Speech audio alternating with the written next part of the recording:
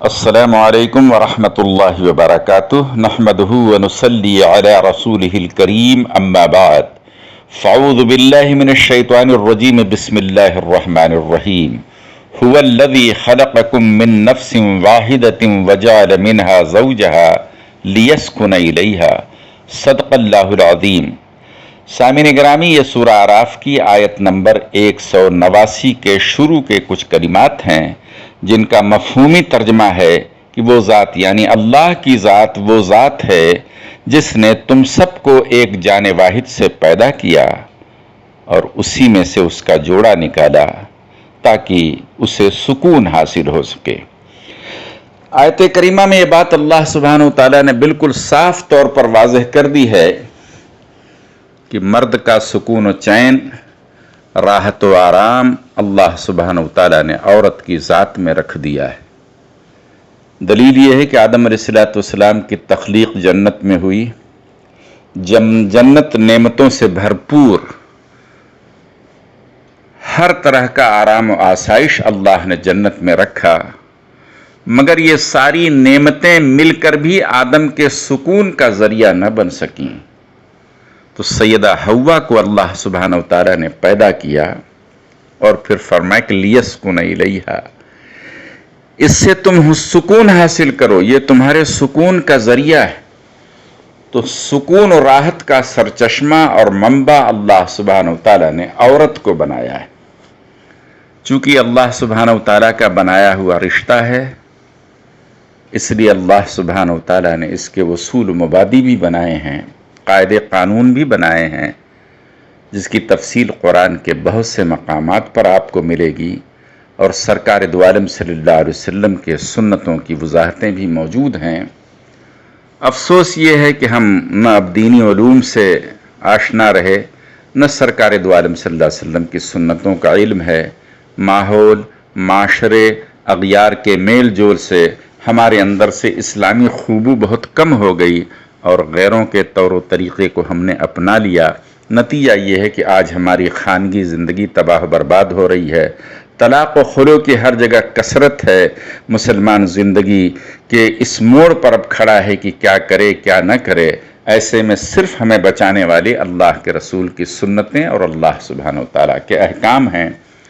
اسی سے چند شہ پارے میں آپ کی خدمت میں پیش کر رہا ہوں تاکہ ہماری زندگی میں جو اختلافات ہیں، نا اتفاقیاں ہیں، نا چاقی ہے، انہیں دور کر کے آپس میں محبت و الفت پیدا کی جائے اور زندگی کی گاڑی کو پرسکون طریقے پر چلایا جائے۔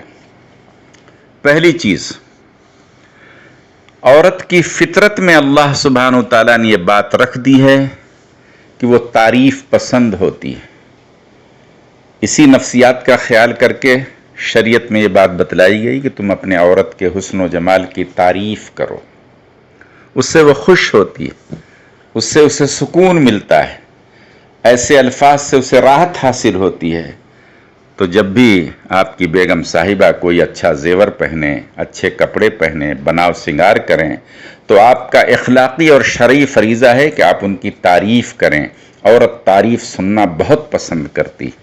اسی طرح سے جو کھانا عورت پکاتی ہے اس کی بھی تعریف کی جائے، اس کے لیے بھی تعریفی کلمات استعمال کیے جائیں، عورت کو اس سے بھی بڑی خوشی محسوس ہوتی ہے۔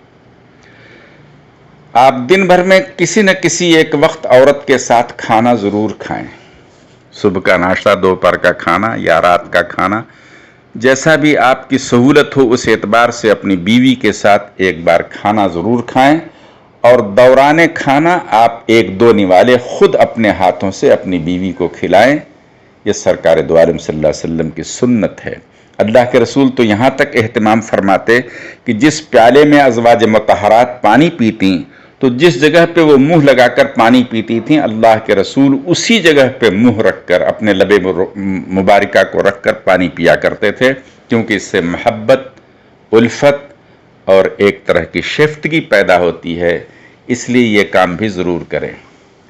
رات میں جب آپ بستر پر جائیں تو اپنی بیوی کے پیشانی کا بوسہ ضرور لیں، اس سے جو اسے فرحت اور خوشی محسوس ہوتی ہے اور جو سکون و راحت کا اسے احساس ہوتا ہے وہ الفاظ میں بیان نہیں کیا جا سکتا۔ اسی طرح سے سامعین کرام، جب آپ گھر سے باہر جائیں، اپنے آفس، دکان، کسی غیر شہر میں دور دراز، تو جاتے وقت اپنی بیوی کے پیشانی کا بوسہ بھی لیں اور اسے گلے سے بھی لگائیں۔ اس سے اس کے اندر یہ احساس پیدا ہوتا ہے کہ میرا شوہر کتنا خیال رکھتا ہے۔ آپ یاد رکھیے، آپ کے آنے تلک وہ آنکھیں بچھائے آپ کی منتظر رہے گی اور بغیر آپ کے کھانا نہیں کھائے گی۔ اسی طرح سے جب آپ باہر جاتے ہیں تو آج کل فون کا زمانہ ہے، ایک دو بار اس کی خیریت بھی پوچھ لیں۔ آپ جب کبھی باہر سفر سے گھر تشریف لاتے ہیں 2 دن، 4 دن، مہینے، 10 دن کے بعد، تو جہاں گھر والوں کے لیے تحفہ لاتے ہیں، بیوی کے لیے کچھ خاص تحفہ اپنے حیثیت کے اعتبار سے لائیں۔ مٹھائی ہے، پھول ہے، کپڑے ہیں، جو بھی آپ مناسب سمجھیں۔ اس سے بھی عورت کو بہت فرحت اور خوشی محسوس ہوتی ہے اور اس کے اندر یہ احساس پیدا ہوتا ہے کہ میرا شوہر میرا کتنا خیال رکھتا ہے۔ کچھ چیزیں نہ کرنے کی آپ کو بتلا دیتا ہوں۔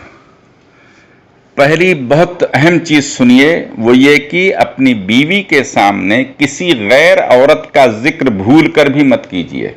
یوں تو اسلام میں کسی بھی غیر عورت کا ذکر جائز نہیں ہے، مگر خصوصاً اپنی بیوی کے سامنے کسی غیر عورت کا ذکر، اس کے حسن و جمال کی تعریف، اس کی اداؤں کی تعریف یا اس کے خوبصورتی کی تعریف نہ کریں۔ یہ چیز آپ کی خانگی زندگی کو برباد کر کے رکھ دے گی۔ دوسری چیز، عورت کے پکائے ہوئے کھانے میں نقص نہ نکالیں بلکہ اس کی تعریف کر دیں۔ تیسری چیز، کبھی بھی اپنی بیوی کے مائکے والوں کی برائی نہ کریں۔ 1-2 بار عورت سن لیتی ہے، مگر چونکہ اس کا تعلق اس کے باپ سے بھی ہوتا ہے، بھائی سے بھی ہوتا ہے، اس کے بعد جب آپ بار بار اس کی برائی کرتے رہیں گے، ان کی شکایت کرتے رہیں گے، تو اس کے بعد عورت کا غصہ کنٹرول سے باہر ہوتا ہے اور جب وہ ابلتی ہے تو آپ کی 7 نسلوں کو نواز کر رکھ دے گی۔ اسلام میں منع کیا گیا ہے کہ سسرالی رشتہ داروں کی برائی نہ کی جائے، اس سے بدمزگی، تلخی پیدا ہوتی۔ دیکھیے، عورت ناقص العقل ہوتی، اسلامی اعتبار سے اس میں عقل کی کمی مردوں کے مقابلے میں ہے، تو اگر اس سے کوئی چھوٹی موٹی بھول ہو جائے، کوئی سامان گر کر ٹوٹ جائے، کوئی اور نقصان ہو جائے، تو اس سے درگزر کرنا چاہیے، کیونکہ اللہ سبحانہ و تعالیٰ نے اسے خلقی طور پر کمزور ہر اعتبار سے بنایا ہے، تو مرد کو اپنا دل وسیع بنانا چاہیے اور اس چیزوں سے درگزر کرنا چاہیے۔ انہی چند نکات پر اگر آپ عمل کر لیں تو انشاءاللہ تعالی ہماری خانگی زندگی خوشیوں سے بھرپور ہو جائے گی اور کبھی کوئی تکلیف نہیں ہوگی۔ اگلی ویڈیو میں ہم آپ کو یہ بتلائیں گے کہ عورت کے کیا کیا فرائض ہیں۔ واللہ اعلم۔